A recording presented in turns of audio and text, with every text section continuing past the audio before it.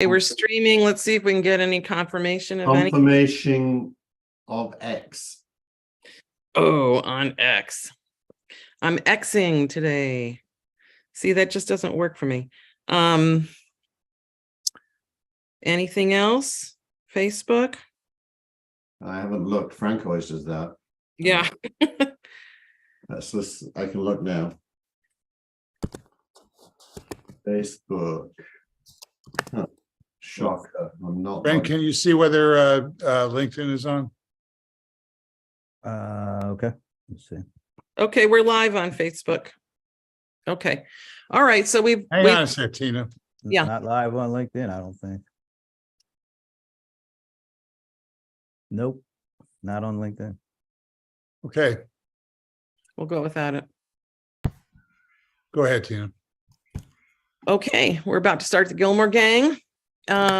Mute is off, and we're going to go in 3, 2, 1, and oops, wait.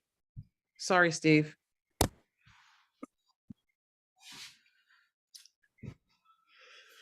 Mute is off, and we're going to go in 3, 2, 1, and Hi, Steve Gillmor here. This is the Gillmor Gang. Welcome to, from the state of Seattle, Washington, Michael Markman. How do you do? I am here in that very state. And that's all you have to say for it, right? Is that enough? I don't know. Well, think Yeah, lower okay. third. Let's see. How about testing 1135809? Okay, that's enough. From the Fenwick of Grand Duchy, Massachusetts, is Dennis Pombriant. Hey, Steve, nice new hoodie you got there. You look just like Belichick. Thanks. Yeah, I really want to call attention to that. Thank you. Yeah. So, hey, well, you know, here in the great Grand Duchy of Fenwick, it's like cool stuff. Do you understand what that reference is, by the way? No, it sounds like it's something is older than me. It's a movie reference. It's a reference to a movie called The Mouse That Roared, which was Peter Sellers, wasn't it? What? Yeah, Peter Yep, Sellers, Peter Sellers. directed by the dean of film at Cal Arts when I joined, Sandy McKendrick. That's correct. That's why I joined. for explaining that to us. I didn't know what that was either. Oh, I'm welcome. From the confused state of Georgia, what's going on there, Brent Leary? I was thinking about coming to you guys live from the courthouse, but it's too hot. So stay put. So what's going on there? Well, Who? Me? every Hello. typical Friday. Hang on, Frank. We're in introduction, so I'll get to you in a second. Go ahead. Oh, Brent. good. No, it's a typical Friday summer. Sunday. It's Sunday.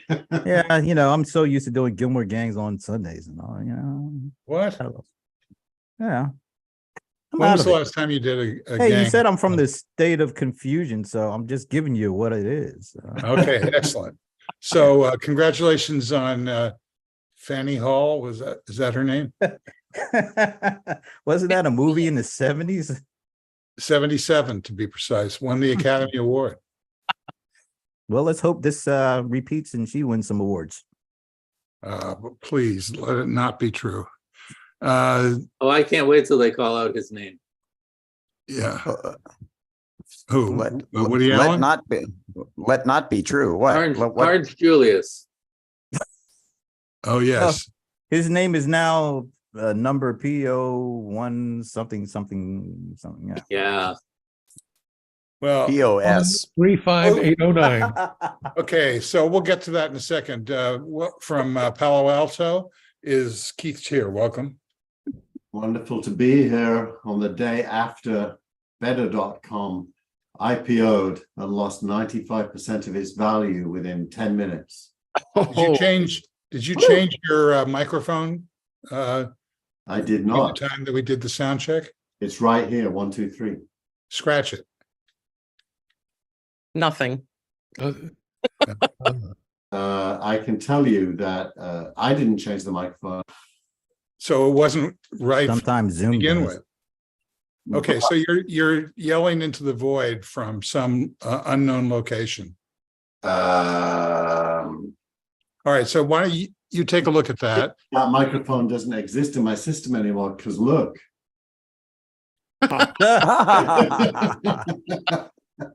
Okay, That'll do it. Yeah, that'll do it. okay, we're gonna just snip this whole section out. No. No, it's interesting. You can't snip out live. There you go. Yeah. That's Oh, a certified amazing. The USB. Who are you, Rosemary Woods?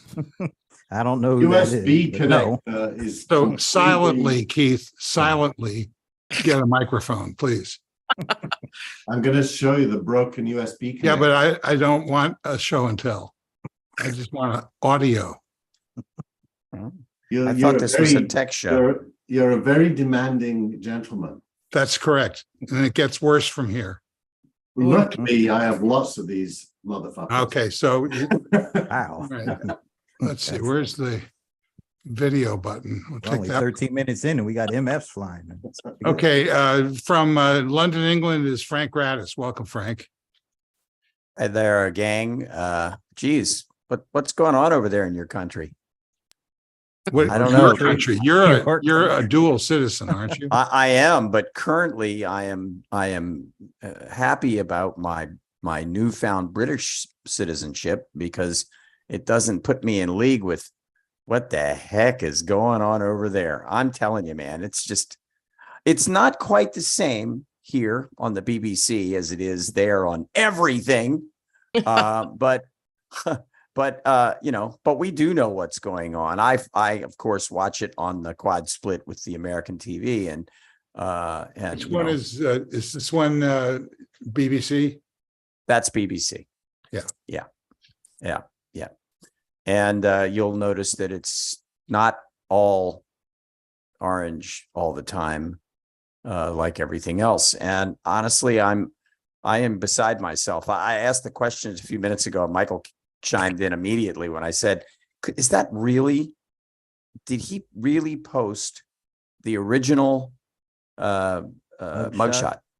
Or how much of it was, I mean, the lighting looked, is that the lighting that they use in that state? Really? Yeah. Is it? That's It's amazing. the angle. It's just a Yeah. little bit above to Come show that he's subservient to the majesty of the government. Frank, It's you're acting just- like you never spent time in that state. What do you mean that state? Come on. Actually, I am in that state many, many times a year. But Absolutely. I have never spent a moment in that particular jail. So Was there another So- jail that you prefer, or maybe? I think we no, should. listen, I I've think been we in should all Mexican mug jails shot that did. pose. Yeah, What's all that? right. I don't know. couldn't hear you, Tina. I think we should all do the mugshot pose. I'm not feeling constipated, so I don't want to do that pose. Okay, and the woman who just spoke is our producer, director, and knows everything about everything, and that's Tina Chase Gillmor. Hello. Hi, happy to be here. Happy And to where- clap. where are you again? And Where I are are you? West Coast, East Coasting today. It's kind of fun. It is. Hmm. Okay, so what do we want to talk about? Hmm. Eh, How- Been a lot of news this week. What about that Let's- airplane? let's- What about that airplane that Putin shot down? Oh, Yeah, let me ask this. I have a question about that. What kind of spy craft would allow that guy to actually write his name on a list of passengers? I'm first of all, I'm flabbergasted by that. This is a guy that that I don't know. He seems to be like right up there in the whole that whole spy game thing, and he puts his name on a list of passengers. I don't know. And also, have they proven that he was actually killed That's in the that bigger airplane crash question. yet? hmm. I they don't have know. not. No, they have not. There's, Yeah. I mean, Oh, really? they've recovered the remains of the passengers, but they haven't positively identified them. Last I checked. Oh, Now that still, Putin got his message out there, no matter what. Like, I can blow up a plane and kill 9 people. So what are you going to do about it? But I don't know. The whole Prigozhin thing it makes me wonder how I keep from going under. You know what I would like to understand is how an aircraft that has been in flight for probably half an hour, it's well over 100 miles away from where it took off. How can that airplane have a camera on it that documents the whole crash? Oh, Yeah. How? Go figure. Go figure. I haven't seen that footage. Was it from inside the airplane? No, No, they, it's from the ground. It's from the ground. You can watch the aircraft. Oh yeah, I thought Yeah, that you was can just see some the smoke. random dude with a cell phone. Yeah, that's what it is. might be a random dude with a cell phone. Like people catch all kinds of things with their random cell phones, but it seemed to be a very alert random dude to be able to spot that plane way I up think his there name was before it came Vladimir. down. Yeah, or just 6 times removed from Vladimir. I mean, that all smells. It just smells. Everything about it smells, regardless of whether it's true or not. My very first thought was, who writes their name on a passenger list when they're at that level? I don't buy it. I just don't buy it. Well, It's like I don't buy 215 pounds either. I don't buy it. But No, it was well, I buy that because they left off the last part of that. 250 zero? pounds per cheek. so. If any of you have ever flown a private jet, and just to fully disclose, I have. You don't put your name down. There's no process. You just walk through the gate, say hello, and you get on the plane. There's no checks of any kind. Absolutely. I've done it a few times myself, and you can get on at the very last second. The car pulls right up to the steps. You walk up, you get on, the plane flies away. Boom. Thank you very much. Bye-bye. I must be living that wrong. speaks more to it being an accident then? If I mean, who says that his name was on a flight plan or Putin. Russia. There. Yeah. Now we know. Wait a minute, why Yeah. aren't any of you all intrigued by these guys with the private jets? They make it sound like it's matter of fact, like we should all have had this experience before. I, for one, have never been on a private jet, so I don't know. Kind of. If think I you could, were on a if I private could jet make with it me. happen, if I could Right. make it happen for any of you guys who have never been on a private jet, I would absolutely do it. But unfortunately, I ain't in that game anymore. Can't do it. Sorry. Let me tell you that when I first landed in the US, it was literally my first ever time in the US. It was 1996 in New York. And I was one of the founders of the first cyber cafe in the world called Siberia. And this Harvard Square cyber cafe wanted to acquire us. And their bank was Allen and Company, who do that conference in Sun Valley every year. So they said, get your wife to come over. So my wife flew over. We went to one of the New York airports and got on the Miami Dolphins private jet and flew to Sun Valley. And I was treated like a king, and I was like nobody. So it was like, wow. By the way, the only reason I moved here is because of how well I was treated on that private jet. That's leave England right now. It's an amazing experience. It really is. There's no doubt about it. It's probably Teterboro Airport. I have had the experience. I have had the experience. Quite Dennis, amazing. me and you don't we give the only them, ones. You don't give them your name, guys. You don't. Brent, No, you nobody and knows. I were on a private flight to Chicago, I think, from North Carolina with SAS. No, you were on that flight. I I was wasn't here. on that flight. Well, Once they- again, I'm the Gillmors. Have you guys been on private jets too? I mean, just So, curious. I did not have to give my name on the jet, but that doesn't mean that my name wasn't on some manifest, because the people managing the flight recognized me when I got there, knew who I was, and let me in. So Yeah, they said, "Hey, you," when I came by. they may already have. I mean, they may already have had my name on a manifest. I can't Possible. vouch that it's not on a manifest. Still, I have to check in. it's not good tradecraft, is it? I don't think so. How's my new microphone, Steve? It's better That's than the better. last one. Okay. I've managed to do a Uh-oh. Oh, Oh, he's That was playing that funny. game. jimmied it, as we say in England. I jimmied a new microphone. oh. Okay, Now so you're out of have we sync. gotten past the private airplane scenario? Yeah, and we if so, get to the what- 215 What pound else? scenario. What else? What else? So if he's 6'3" and 215 pounds, I'm LeBron James. Well, Well, we have to change the lower third then. Yeah. Oh, what? Because apparently they didn't weigh him. We were all hoping that they would weigh him, but he. Oh, So they don't. actually, It's what I've heard user this morning, supplied. what I've heard this morning is they mailed in all that or emailed all that in before he even showed up. So they were trying to expedite the processing, and all the stuff about his hair color, his eye color, his weight and height, strawberry blonde. supplied by the Trump organization before he got there. And they So believe do you remember when I guess it was the was it the Surgeon General Jackson Yes. did the Ronnie? famous Ronnie did the famous checkup and called him like the healthiest guy in all the world and Yeah, everything. he's the most he's even the- healthiest president ever, or something like Yeah, that. even then he weighed in at somewhere around 245. And so then what they're saying is that he lost what, 2 stone between then and now. Stone, what is that? We Frank? don't What's two lose stone in this country. No, don't do the stone thing.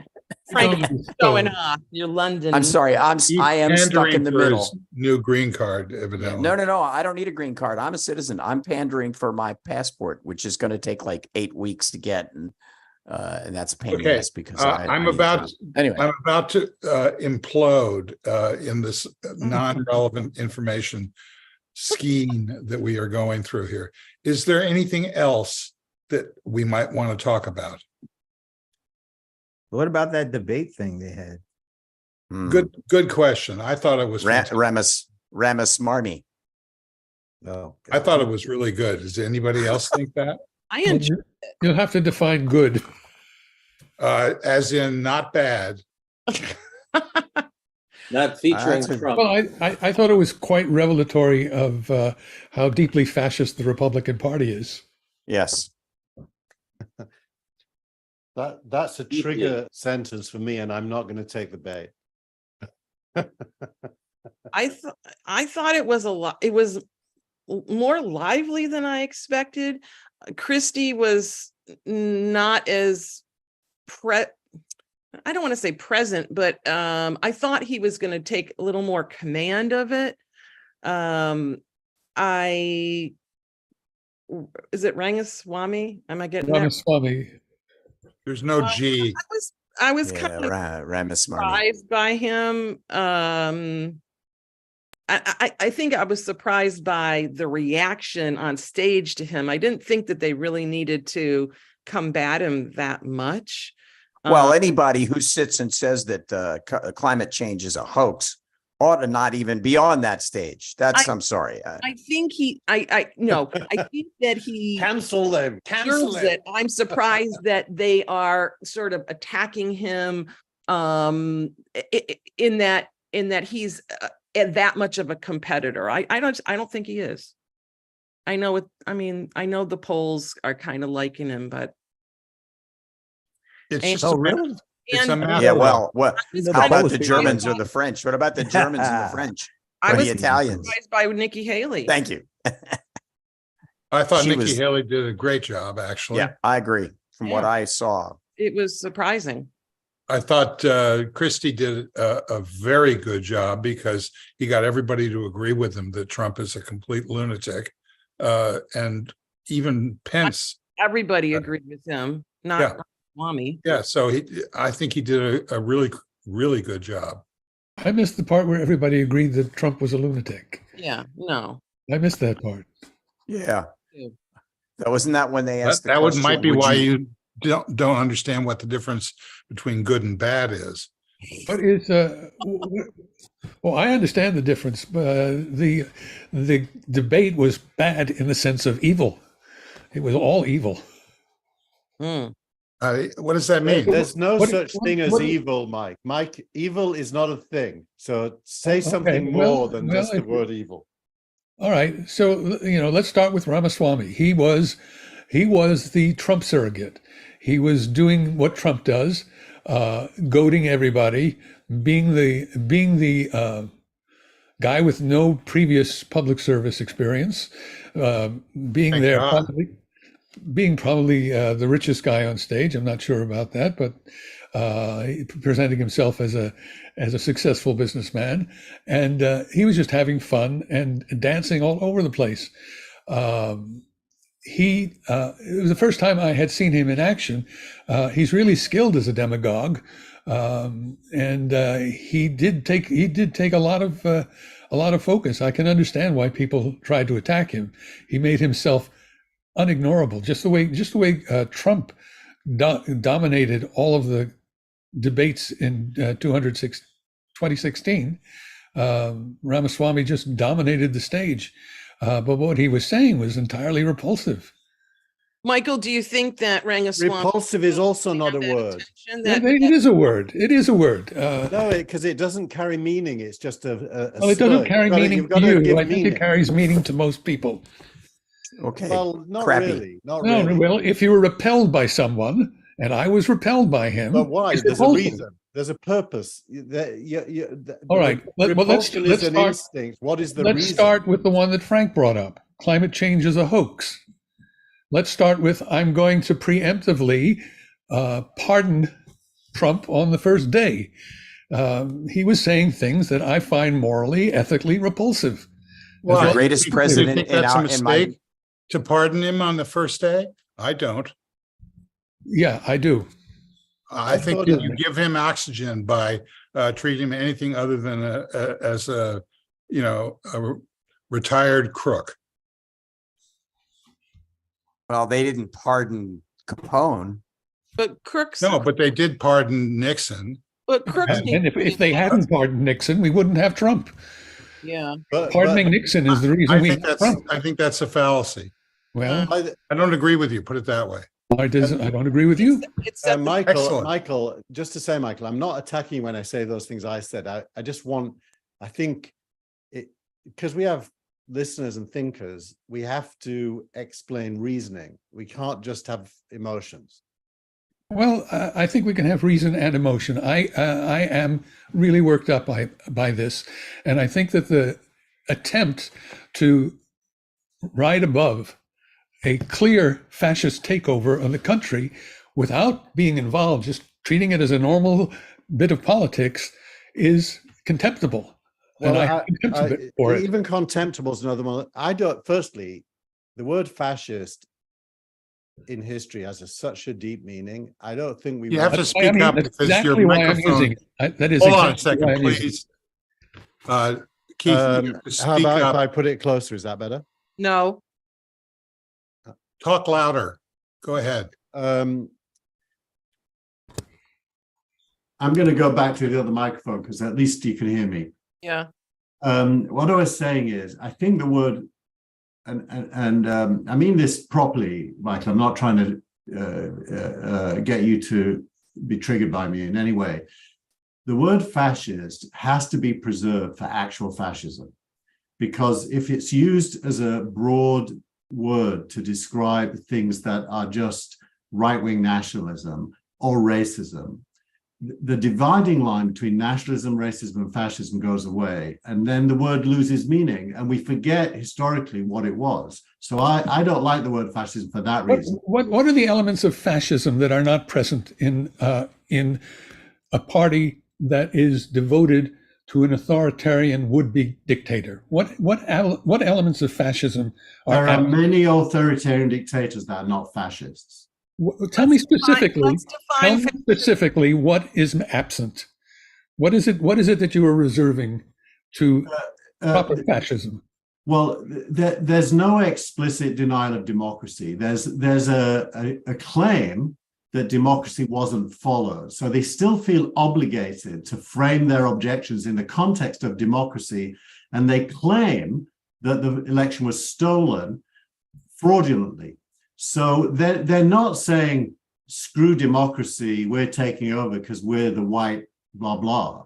But I'm sorry, but they are. But they are. The reason they claim that the election was stolen is because too many black people voted. Because people in the They city don't say voted. that. They don't say Yes, they that. do claim that. What exactly are the disputed areas in the election? They are the cities that have large black populations. They have specifically and That's not the explicitly same. tried to reflect. No, let me finish. No, but you're They have crossing the line. explicitly and specifically tried to suppress black votes where they feel the blacks will vote them out of office. There's no question that suppressing the black voter is part of their agenda. That's different to saying they are, attacking black voters for voting. They're not. So they're trying to create rules that make it hard or harder. That's true. And by the way, that happens in Northern Ireland with Catholics and the Brits back in the 60s. That it's a standard operating procedure for devious Democrats, not fascists. Fascists just say, screw you, here's a gun, you're done. Well, yeah, but how did the fascists come to power? On the streets, beating people up. Well, yeah, yes. And then being a minority winner of a split election, but the government. They actually were elected. Well, Can I make a suggestion here? I was just going to ask if Dennis would chime in. Could we have a rule that if we get 3 out of 6 of us or 7 of us, or let's say 4, voting to curtail a line of discussion, that line of discussion goes away? And can we implement that right now? Yeah, we don't even need a rule. We can just do it. Would you like to Well, not talk about fascism? I would like to do this democratically. Oh, Well, I am somewhat offended by the use of the word fascism, talking about a public debate on television. But I don't subscribe to any kind of democracy based on 4 out of 7 or 8. I think it's just fine. I mean, we have talked I about don't think it's just fine. I think that, blowing the fascism whistle on second one, I think is a tactic that doesn't work, which is my main objection to it. Sorry, this is not second one. I'm sorry. Yeah, couldn't we have this same? Could we have this same argument? This is year 7. We had the same discussion, if you want to call blowing the fascism whistle, last week. So I'm talking about that. Isn't this the same Look, discussion? I don't want to participate anymore. Michael, come on. No, seriously, I'm out. Okay, I'm out. If you want to treat this all as being normal, go have it. Treat it as normal. I'm not going to participate. I think I would be right behind Michael walking out. I think there's ample evidence that the Republican Party has gone the fascist route. If you read the Post and the Times, they use those words now pretty regularly when describing the GOP. I really think we're beyond trivializing this with a discussion of semantics. Would you not make the same argument from the standpoint of the GOP calling the Democrats socialists and communists? Oh, they've been doing that for years. yeah, that means it's all okay. It's all wrong. In that case, it's an epithet. It's a thumb in the eye. It's just not effective. It's not effective. I think in the case of the GOP, it walks like a duck and it quacks. Well, clearly you can't make the same sort of overarching generalization that the Democrats are communists. That's only an argument made by the Republicans. what I think in this forum is that Michael can feel like this is a fascist situation, and someone else can feel like it's not, and that should be okay for us to discuss. I don't. I think that we should all be able to have our beliefs and be able to talk about them. I think that's fine. I don't think we need to go to school on fascism. And that's one of my big objections to this. Okay. Okay, so who's staying and who's not? Before you decide, to give you a moment to think, I thought the most interesting part of the debate was when it was acknowledged that the deficit was caused by Trump. And if you want to talk about the real win there, it's the acknowledgement that the economy and its current state has benefited from Biden and was negatively impacted by Trump, which is quite an astounding thing to come out in a debate. Well, I'm not sure I heard that it benefited from Biden. I heard the first part, and that was Nikki Haley. And that was one of the astonishing things that she said. I don't know if anybody agreed with her that the deficit was a legacy of Trump. I missed that. I also thought that that astonishing moment when they asked all 8 of them if they would support Trump if he was convicted or of anything, and 6 of them raised their hands, and one of them kind of did this. These are people who are running against Trump. And, and then of course there's Ramaswamy's comment that he was the greatest president of the 20th century. Or would that not be the 21st century? Anyway, those were just two of those moments that I was also astounded by. The Ramaswamy is well known in Silicon Valley. I mean, he's basically an entrepreneur derived from a venture capital backed company that he got kicked out of. Actually, or he chose to resign because he didn't like what was going on. And he's a performer. He's theatrical, like a lot of CEOs in the Valley are. And he's got a tactic, and his tactic is to embrace the Trump audience, the base, and become the champion for them of what it comes next after Trump. And not younger, better, harsher, shallower. He's shallower. Trump is less shallow than Ramaswamy, which is astounding to say, but he is. And by the way, it's working for him. I mean, he's creeping up to just behind DeSantis. If Trump was to get knocked out, I think he'd be more attractive than DeSantis to the base. Well, didn't DeSantis drop the ball? Don't people believe that DeSantis had an opportunity and then didn't He doesn't grab have it? a ball to drop. What? Well, he had a ball to drop, say 6 He or was 7 given months ago. 12 minutes of debate time. Nobody cared. Well, that's my point. Well, he dropped the ball long before the debate. In fact, And he had an opportunity because of the debate to pick the ball back up, and he couldn't and didn't.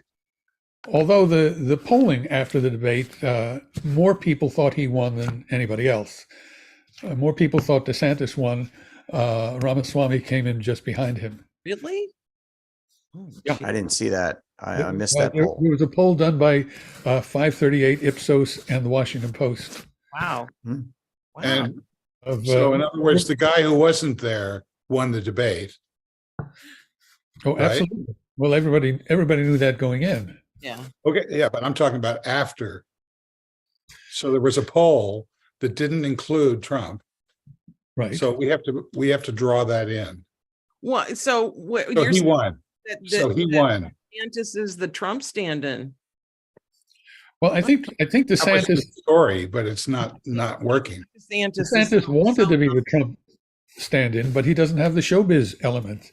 Ramaswamy has the showbiz element, which is I think a critical element to be a Trump stand-in.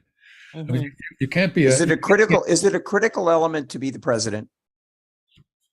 No, obviously, Biden is not very showbiz. Yeah, I'll take his vote count. He's doing pretty well for not being showbiz. Yeah. That showbiz quality really helps at the the polling booth. I mean, In the primary, maybe, but in the election, not really. So maybe Ramaswamy is not running for president. Maybe he's running for vice president. yeah. Yeah, but I if think Trump's the candidate, he's not going to pick a mini Trump as his running mate. No, he'll pick Tim Scott. So what I- happened with Tim Scott? Yeah, he didn't do well. I think everyone expected a little stronger presence. Well, he positioned I himself I well did. for vice president by not doing What's that? well in the debate. What was that? Say that again, Dennis? I think he positioned himself well for vice president by not doing well in the debate. He's looking non-threatening if you're Trump, just Okay, like Mike that's- Pence. none That of you have says a mentioned lot. Pence. I watched CNN immediately afterwards, and Pence came across the strongest in the aftermath in terms of what everyone said. Ramaswamy and Pence were the two declared winners, and Pence was, that thing where he said you've got to have a national abortion law at the 15-week mark. I thought that was pretty astounding. I mean, I think most people would say okay to that, right? As opposed to nothing. I don't think most people would say okay. Yeah, I don't agree with that. Yeah, I don't think any Democrat would. 15 weeks is almost 4 months. I mean, compared to state by state, it wouldn't. I was surprised he went there. You know what's really surprising is that after 48 hours, the analysis is changing quite a bit. The analysis that I look at right now is saying Nikki Haley was the big winner, and they weren't saying that the morning after. Yeah, they kind of were. I think they were. I think they were saying, Yeah. Yeah. a lot of it is compared to Fancy. what? A lot of it is compared to your expectations going in. And I think she is, as we said, Scott seemed to disappoint people based on their expectations. I think that Haley exceeded expectations. I think Pence exceeded expectations. Yeah. I think they were the two most improved, right? They sort of rose up from their previous persona and their previous tactics of debate, and kind of got to, commanded some more attention than they had before. That I definitely felt that about both of them. And I was kind of surprised by Pence. I expected him to be lesser than he was. I was a little disappointed in Christie. His Yeah. advance publicity had him dominating and really hammering. He didn't go after DeSantis at all. He did go after Trump a little bit, but there wasn't much opportunity to go after Trump. But he got, well, I already said this, so you didn't agree with it then, so I guess I won't repeat it. The thing about who won the debate depends upon whether you look at this as a who's going to be the nominee debate, or who is going to survive on the stage for the next probably 2 debates. And I think that if you look at it that way, there's some interesting realignment that's going on right now. Well, Can I ask? How do you all? Because I've only seen the clips. I did not see the whole debate because I was sound asleep. How do we think Fox did? Pretty well. kind of good, I thought. Yeah, pretty good. They did pretty well. I think that for Democrats, there's some disappointment because Democrats expected more challenge from the moderators. But for Republicans, I think that Fox did very well in keeping things going. Yeah, the question about the Climate support a convicted Trump was based on their rules that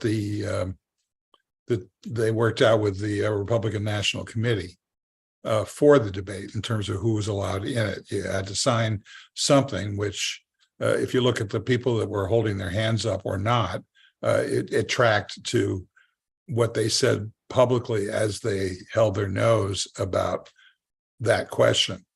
this was sort of an advance on that question from would you support him if he's indicted to would you support him if he's convicted? Does the GOP have a hierarchy where you're officially part of their ticket and you must agree to the rules? And if so, who is that hierarchy? Who is the GOP when it comes down to human beings? Well, there's a Republican National Committee. Both parties have a governing body that set the rules. So the RNC, the Republican National Committee, manages the party. And so they set the rule that in order to participate in the debate, you had to agree to support the eventual nominee. Which seems reasonable on the face of it. So a couple of them hedged. For instance, Hutchinson said, yes, I will support the eventual nominee because I don't expect that Trump will be the eventual nominee. Mhm. So, but you have a person that's in charge of the Republican National Committee that is basically a Trump person. So I was actually kind of surprised by them in trying to enforce that rule and eventually enforcing that rule, A. And B, think back to the many conventions and committees that have run each of the parties, 10, 20, 30 years ago. There was way more power in the hands of the committees than it seems to be today. I agree with that. Steve, your point is kind of interesting because if you look at, I mean, what do I actually think? I think Trump is not in any danger from anyone to be replaced as the nominee right now. And I almost think that's going to be true no matter what happens to him. I think there's a very good chance none of the trials happen before the next election. One might, is my understanding, but no more than one. And I also think there's a very good chance that there will be at least one juror in any trial that favors him, because that's just the way the stats work. Yeah. So I think he's likely to be the nominee, and then he's likely to lose. That's probably the most likely. You mean the general? You mean Yeah. the general? Yeah. I wonder, I have an odd question. I'm not going to put on the brakes and make a hard left turn, but somebody just sent me a note and asked if who owned the copyright on the mugshot. And if it's the state of Georgia, can they not sue Trump for using it to make money? I don't think anybody owns, it's public domain, so nobody owns the copyright except the first person to use it. It's a public record, isn't it? Yeah, it's Right. a public record. Anyway. Okay, well, there you go. Then let me send the note to my friend and say, "You fool! What? How dare you?" All of us lawyers on this panel. By the way, this is a little bit word association. I apologize for the leap, but did you notice the legal case that found that you can't copyright the works of a computer? So if there is no human author, it can't be copyrighted, which implies that in the future, lots of video and pictures and even writing can't be copyrighted because it's not the sole work of a human being. I wonder, Does it have to be the sole work of a human being? What is wouldn't you argue that AI is nothing? Could you not argue that AI is the sort of the compilation of human work?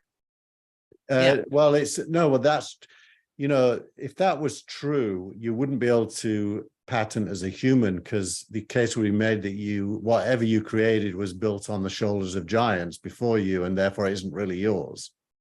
So everything is then. So everything would then be open source. Yeah. kind of an existential sort of I mean, that's true of humans too, right? Our language is already developed, I mean, there's always something that comes before. Exactly. I saw that and I wondered this. Can't you make a claim that the output is a result of A, prompts, B, refinements of the prompts, C, editing and selection? There are humans involved in eliciting those computer responses. The computers don't do it. Humans ask them to do it, and humans instruct them what I would like to see. I would like to see a poodle riding a horse. No, make the poodle brown. No, make it a lighter shade. So the human is directing it at every point. Well, it's an enigma wrapped inside of a mystery. But then it suggests that the courts don't see AI as a tool, like, say, a paintbrush or a pencil, that they see AI as a creative in and of its own right. Therefore, you can't copyright it. They don't really see it like you just described it, Michael, but what you say is more logical. So it's kind of interesting where that will end up. Well, there's a copyright law based on work for hire. In other words, if I hire an artist, or if a corporation hires a photographer, the corporation owns the work because the work was done for hire. So if I hire a computer to do the work, don't I own it? It's only because you assign it. So what I argued a little while ago when this case came up, I said every AI company should automatically assign the rights to the human that creates. Therefore, you have an assignment from the owner of the AI to the ultimate human who uses the AI, and would that hold up? And I think this court said no. I think that's why the Writers Guild are going through the machinations that they're going through right now in the strike. I think that's one of the big holdups in that whole mess.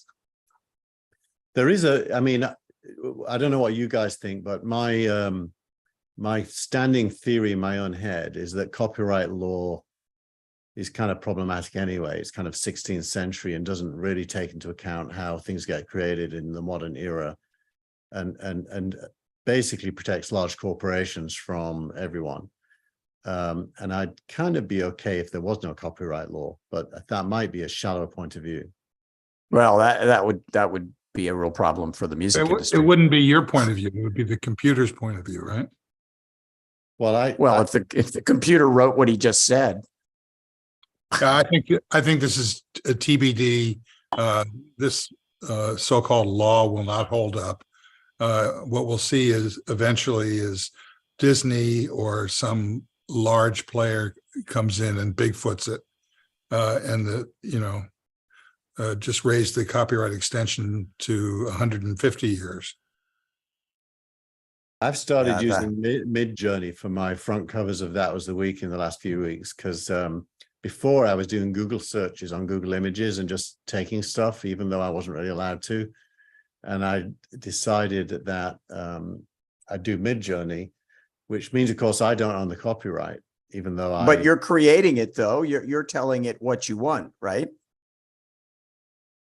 Yeah, but it's better than before, where I didn't own the copyright, someone else did, and I took the risk of using it.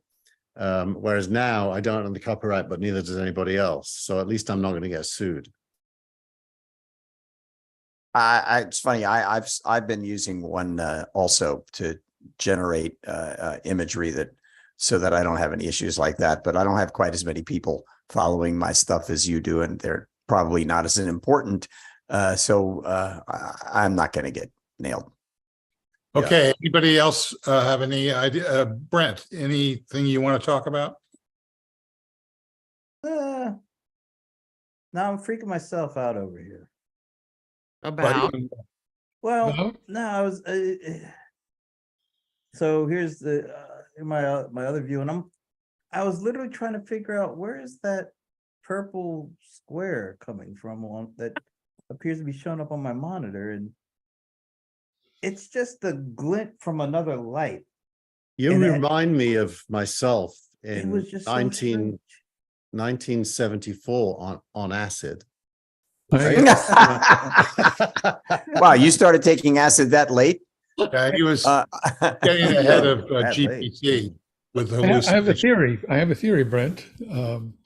There's an awful lot of Prince presence in your studio, and so there's a little purple haze going on. Well, there's going to be more Prince too, because Purple haze is Hendrix. Purple rain. Oh, I'm sorry, I didn't mean purple haze. It's just purple rain. Purple rain. Wow. Raise your left hand. Somebody on a musical. Move your left hand around and see if it shadows from some image behind you over the purple. Yeah, your left hand. You can't even see my left hand. That's why I think it's your left waving. hand. There it is. Yeah, there it is. You see, no, yeah, I know what it is. See, my monitor. It looks like it's all dark, right? But it's not. It's very lit. That's why I was like, why is there only just this purple square? But it's actually a light reflection from an unbelievable direction that is catching this and bouncing off and getting it. I don't know. You asked me if I wanted to talk about something. This is your fault for actually having me fascinated talk by about this. this. So I just take the saying. blame graciously. And Yes.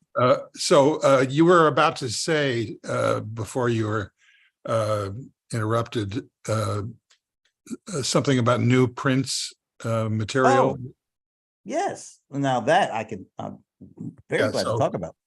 So yeah, just yesterday there was announced they announced the pre-order availability of a super deluxe new Diamonds and Pearls, including 47 never released songs before. Ooh, Oh, wow. ooh, treasure. I- Who Probably literally, because did he they mix suck. them? Did he mix the songs, or were they mixed after? he better have been the one who did it. Let's put it like that. I don't want no fake print stuff, especially that I paid. Well, see, I'm not $350 sure that it would for. actually be fake Prince stuff. It would just be mixed by somebody else as opposed That to. it happens would all be the his- time in the music. Well, if they have his original engineers, Yeah, his agree. tracks. I don't want no new people messing around with the goods. All right, And you don't want That's any what I mean. AI Prince. No. No, that's not Prince. I hate when people. Somebody was asking Brian Solis. He posted a clip to. He was on the Players recently, and we had this whole discussion about. Do you consider people who use Mid Journey and all this kind of stuff to be artists? Because I personally do not. What did he Explain say? to us what Mid Journey is. How It's dare like- well, you guys are Brett? just talking How about the dare images you stuff. impugn It's an my image artist generator using AI. prompts? Yeah. I Who owns the copyright? nobody apparently. I mean, unless you want to get sued. But what did Brian say? What he said it Well, was? So he said it was very nuanced as Brian is. He said, look, what I consider to be an artist, and he said it, I didn't prompt him. See how I work prompt in there?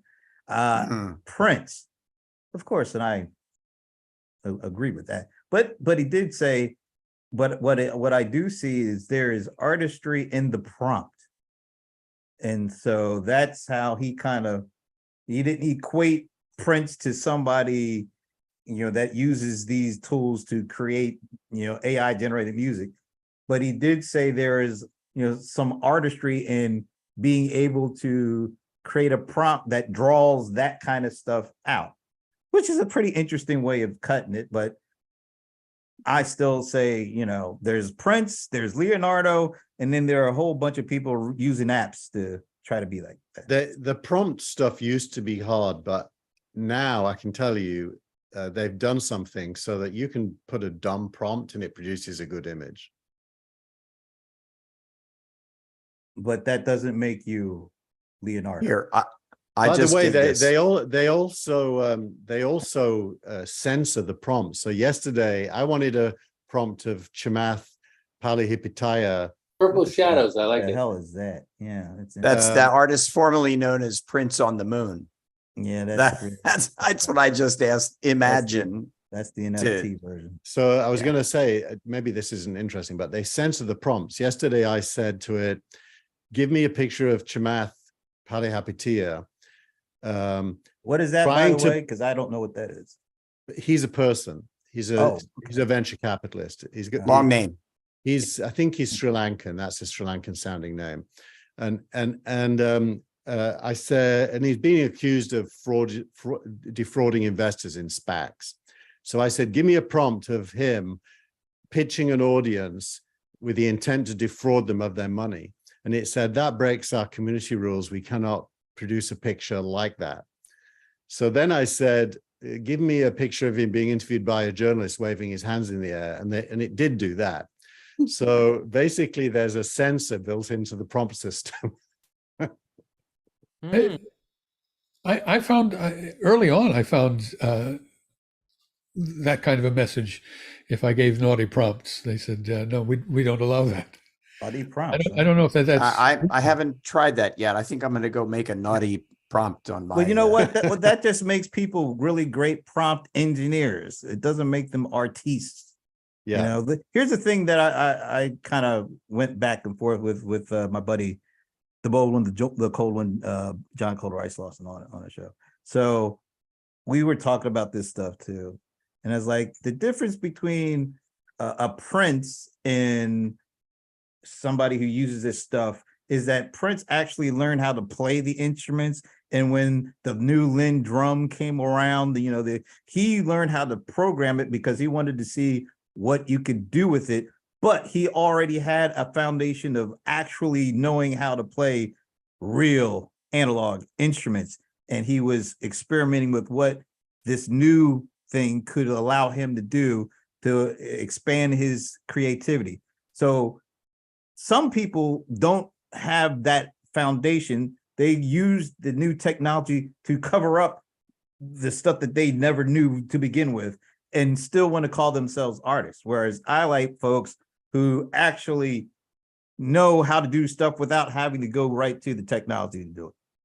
I like folks who didn't get captured. Yeah. Nothing. Got that. Nothing. It's funny when I first got the Linn That's drum, I was Trump. that was a political thing. When I first got my first Linn drum, I was fascinated because I'm not a drummer. I play drums, but I'm not a drummer. With the whole idea of quantizing, and which really took it away from what a drummer does with feel and such. It just makes it very automatic. It's almost the same as as a vocoder trying to pitch modulate your voice. And I was absolutely blown away when this guy that I listened to online, who's a music expert, it's called The Wings of Pegasus. That Phil guy. Yeah, I watch him all the time. That guy's awesome. He did it. He is fabulous. And he listens to music and he stops it and starts it and tells you about what's going on. And he played Jim Messina singing an Eagles song. And then he just took Messina's voice out of it and proved that the entire thing had been auto-tuned, which just blew me away because I couldn't believe that the Eagles, my favorite rock band of all times, would do that. So quantizing goes back to the Amiga, the toaster. Yes. Before the Amiga, and now in Logic Pro you can get these plugins, probably in all the tools like Pro Tools. My kid uses it for his voice. Basically, you sing and it does the right key for all your notes. But if you turn it all the way up, it has that weird sound that's in all those today. But if you just keep it turned down, it's still your voice. Yeah, it sounds like everyone sounds like Cher when you crank it way up. If I turn back time. But that proves that some people need those things to create.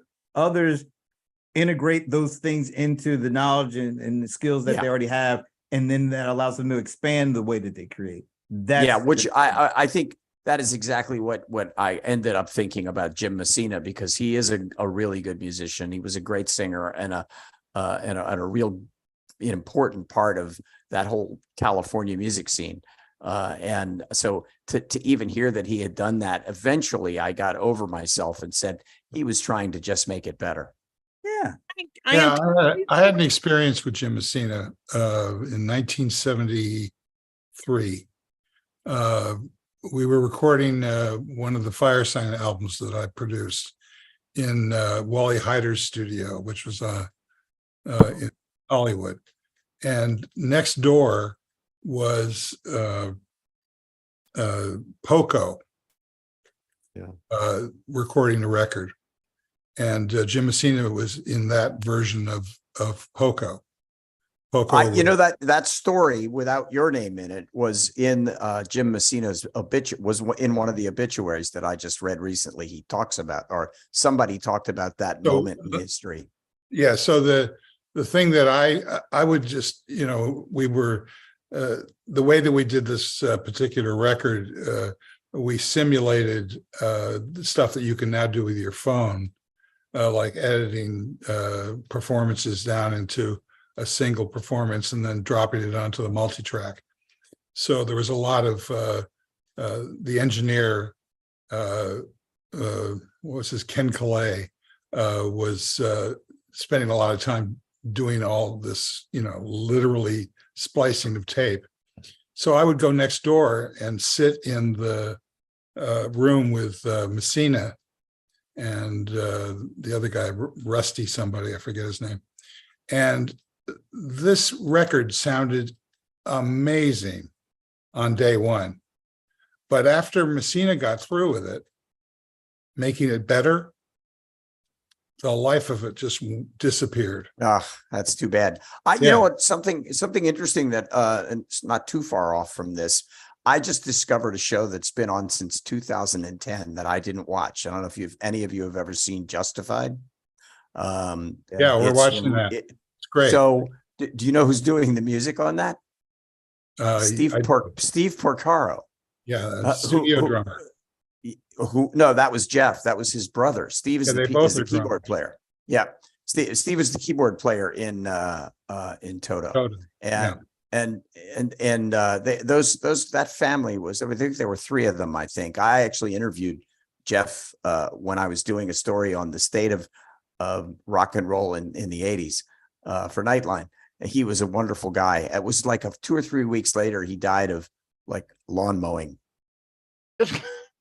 What? He was mowing his lawn, and there was apparently some stuff in the lawn that was poisonous, and it came up into his lungs, and he died.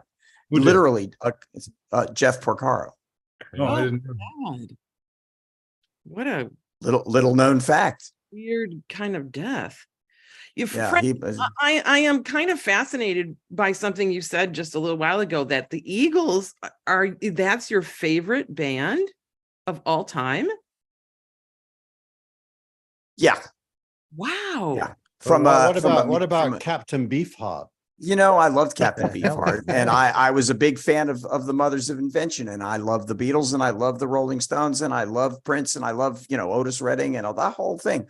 But there was just something about the Eagles that captured me in the 70s, and I was just floored by how incredible they were, and they still are. And actually now they're saying that they're about ready to have their last live performances coming up, and I'm hoping that they come to London so I can spend the $1,000 for a ticket and go see them.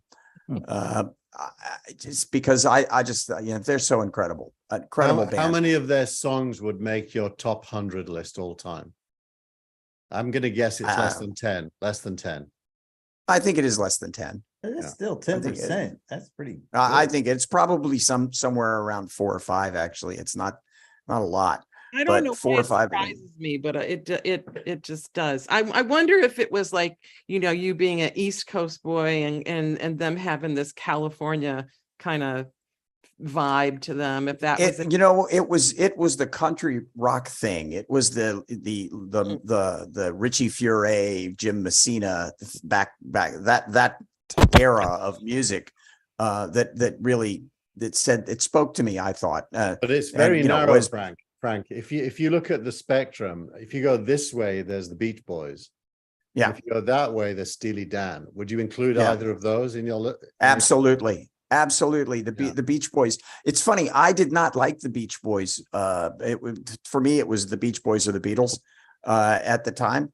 And I didn't get into the Beach Boys. And now I can listen to Beach Boys stuff and go, holy crap, why didn't I realize how spectacular that band was? And what incredible musician, or all of them were. They just Brian Williams. Would you put Brian Wilson was just. Would you put the Bee Gees on that spectrum, or are they in a different world for you? I wouldn't put the Bee Gees on that spectrum. But I might pick one of their songs in the top 100. There was I don't know. I think it was Michael. Were you the one who turned me on to that History of Rock and Roll podcast? You talked about it last week, I think. Possibly. Somebody on the show did, and I went back and I started listening to it. And there was one episode about the history. It was a writer. I think he's from Rolling Stone, who does the podcast. He did an episode about Crossroads, the song that has become sort of an Eric Clapton theme song and the history of it. But it went all the way back to the history of how rock and roll started, at least in his mind, and just brought it all the way forward with everything from blues to a classical influence to the way rock and roll developed. And it had every one of the people that we're talking about in this episode. It's really fascinating. It was very long. I was surprised with lots and lots of clips. And so it's a fantastic way to learn about the sort of the history of rock and roll. I haven't seen anybody do as comprehensive a retelling of the history as Andrew Hickey. That's the guy, because he not only talks about the musicians and how they influenced each other and how they met each other and who they worked with and who they kicked out of their bands, but he goes into the producers and their influence, and the recording studio owners and their influence, and the record distributors and their influences, and the mafia and their influence. And I don't know how he researched all that stuff. It's fascinating because there's like hundreds of episodes. Yeah, he's up to about 167 or so. He's intending to get to 500. He's been a music fan and writer for decades, so he knows a lot of it, and he just reads voraciously. He says he's on the autism spectrum. He's so conscientious about his research.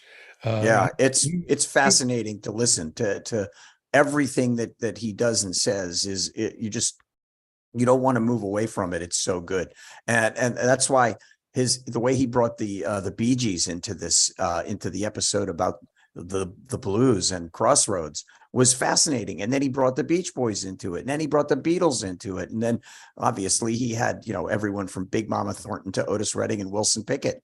So it was just a really broad spectrum of stuff that ended up at a point in time where Crossroads, he talked about how Cream came together. It was fascinating because they were one of the bands that I was really attuned to in I want to say the late 60s when I was playing in bars. They were so good. And it was a trio. And I actually started playing trios, just me and a bass player and a drummer, because of Cream. Yeah, there you go.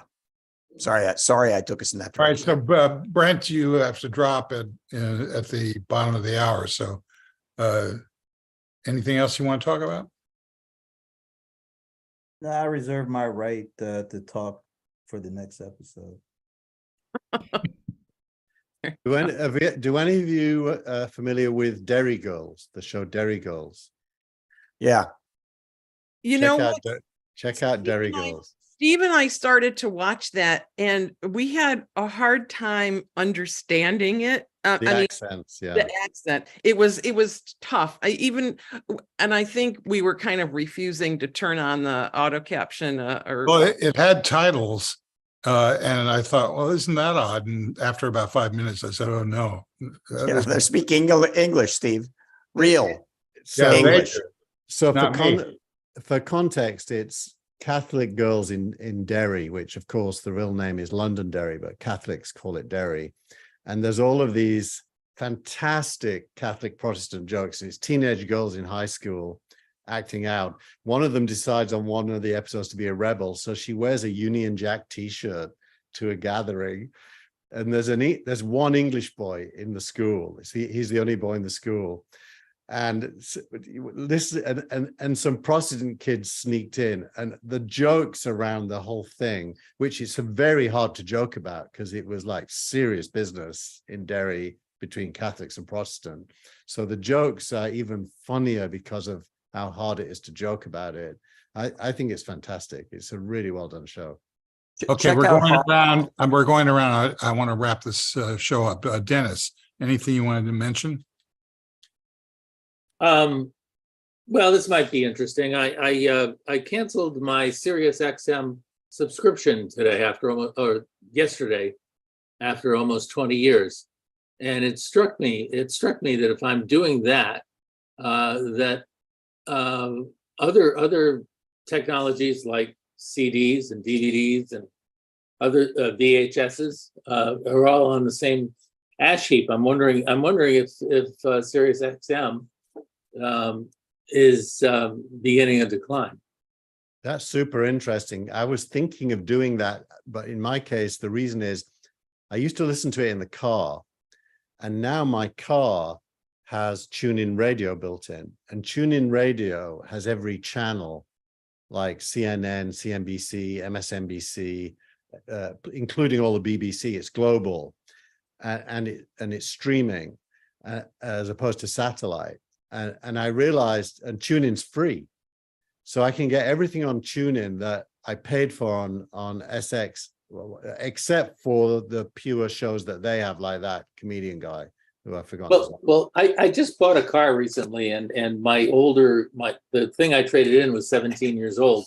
So there were several generations of technology I wasn't up to speed on, and it just occurred to me one day that I wasn't listening to Sirius or really any radio. I was just pushing a button and saying, "Hey, play the Eagles." Right. And As one would. as one would. The only time I want the radio is like if I drive in the morning and CNBC's on and I want to kind of know what's going on. They have very good tech-related conversations on Squawk Box and Squawk on the Street. So I sometimes want to listen to those, and I've got to leave the house and I want to keep listening. I use it for that. Yeah, Squawk Box is great. Yeah, that's fun. Well, Well, Squawk- I Squawk on the could Street is- get MSNBC through my phone too, and route it through my entertainment system. I mean, Yep. It occurred to me I have Apple Music and I have unlimited data on my phone. What else do I need? Yeah, but you don't get Howard Stern then. Okay, I haven't gotten Howard Stern ever. so Michael, any last thoughts? No, Let's see, Tina. Well, I'm back in San Francisco where it is gray and yucky out, and I hate San Francisco summers. I just hate them. Yesterday on the morning news, they did a picture of the Golden Gate Bridge, and all you could see was the top 2 inches. And the cloud coverage on in San Fran yesterday, they said it was 30 meters deep. Ugh. That's like when I was in Marseille last week, and they have this thing where the water in the harbor is warmer than the air above it, and so every morning was dense fog. You couldn't see anything more than like 2 or 3 feet in front of your face. Then by 1 o'clock in the afternoon, it all burned off. Well, this ain't burning off. Must be really Just hot. wait till October. Frank, any thoughts? Exactly. Or 2 minutes. Two things. One, way to go, guys, making that sort of turn from that what felt like we were heading into a disaster in the conversation. Kudos to you. And two, I don't remember that. What yeah, happened? good. I never mind. When did it get better? Yes. It did We're get still better. talking, Thank ain't you we? very much. Yeah. What happened? And the other thing is, I've been watching this. I like Harlan Coben. I think he's a really good writer, and he's got a series on. I think it's on Disney. I want to say maybe it's not. Maybe it's Amazon. That's the problem. I can't remember where any of these damn shows are. And it's called Shelter. It's really interesting. It's really good. So far, it's only 1 season, and the new Ahsoka, which is the spinoff of The Mandalorian, is really good. How do you spell that? Ashoka. It's being released the same way The Mandalorian was, so 1 episode a week, which is to me a real pain because I want to see more than 1 episode a week. But it's so old school. What is it That's about? it. What is it about the end of binge watching releases? I've noticed that for a lot now. I mean, it's only Netflix still really does binge watchable releases. All the others are doing week They by need week. you to keep paying every month so they draw out these shows.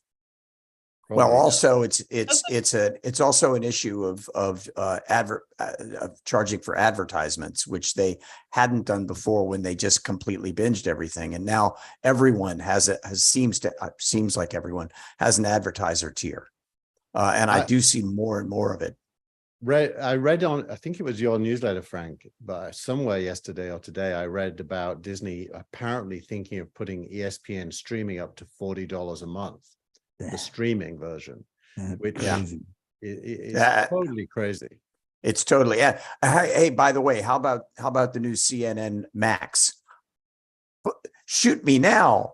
Didn't they try that with CNN Plus and then fire everybody? Oh, I thought you said they hired a dude named Max on CNN or something, because they're really trying to do another streaming thing. Yes, they are, and they're also talking to the guy that was the CEO of the New York Times and the former head of the BBC's news division to come in and become their new CEO. So which seems weird to me that they would make a gigantic move like that before they announced that they were hiring a new CEO. But that's just me. That's it. I got no more. I'm done.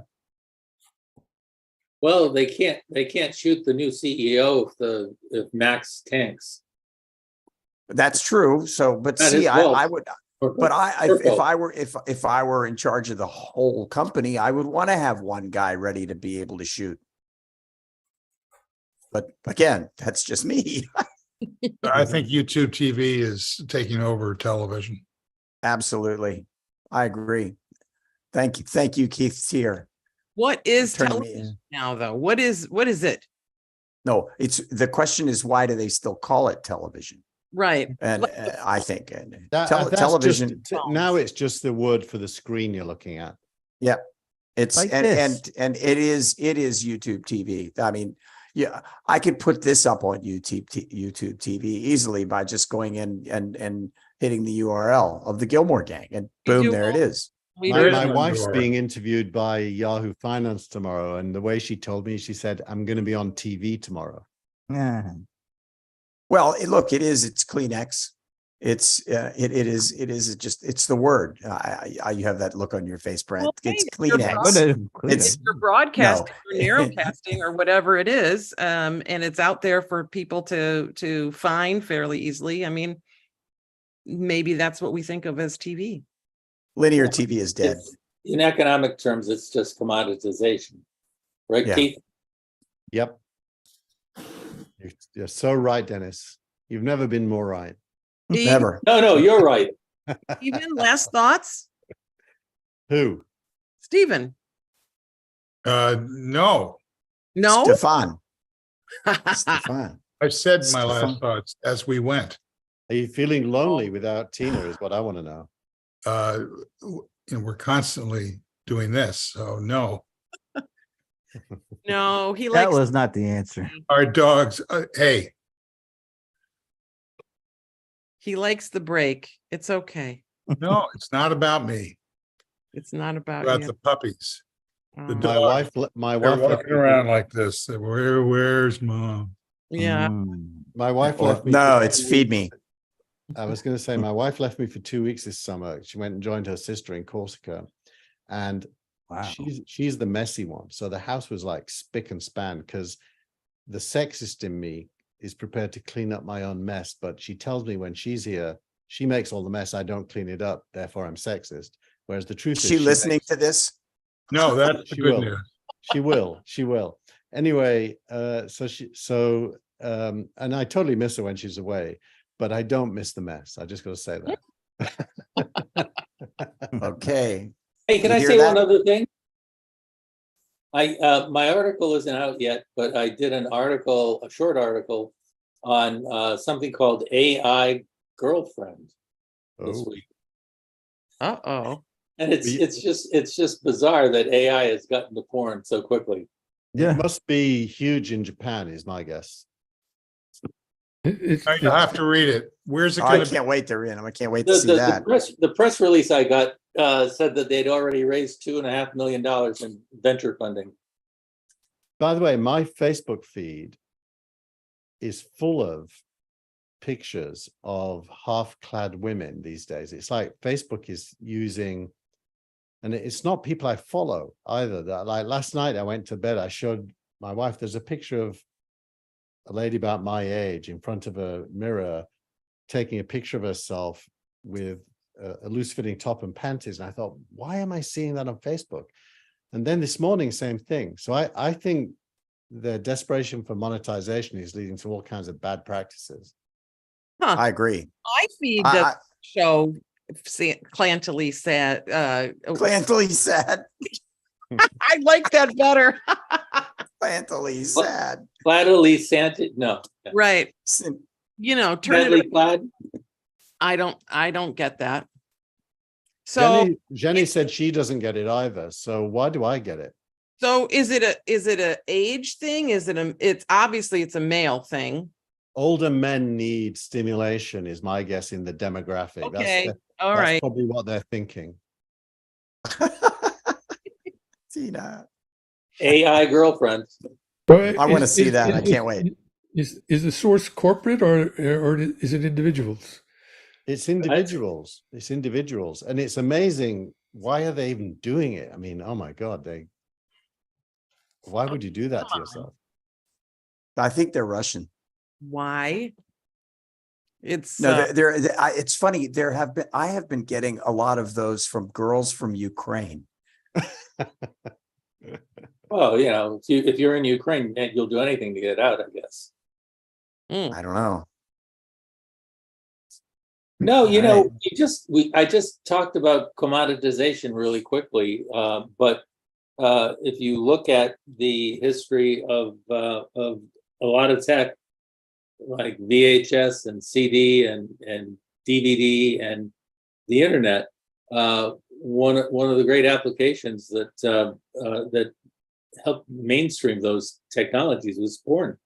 Yeah. Oh, absolutely. I like to say that porn is the first commercial use of every new medium since the Greek vase. Yeah. Which, by the way, kind of surprised me that VR porn didn't become bigger than I thought it was going to be like the reason that VR would work. And it didn't seem to happen that way. That's I because don't know. VR doesn't work.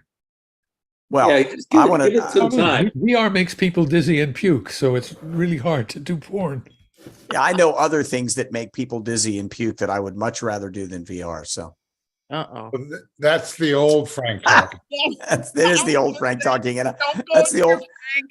that's the old Frank who would take a weekend to Amsterdam and have it be a week. Yeah. I remember. Okay. All right, we're going to wrap it. Thanks to everybody who showed up, and especially those who couldn't figure out how to get here. Bye-bye. Bye-bye. Chow mein. I slouched again. Look, at the end of the show, this is my head.